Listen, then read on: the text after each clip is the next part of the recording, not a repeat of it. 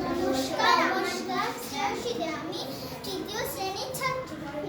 নমস্কার, আমার নাম প্রাপ্তি ব্যানার্জি, আমিও তৃতীয় শ্রেণীর ছাত্রী। আজ আমরা একটি গান করব।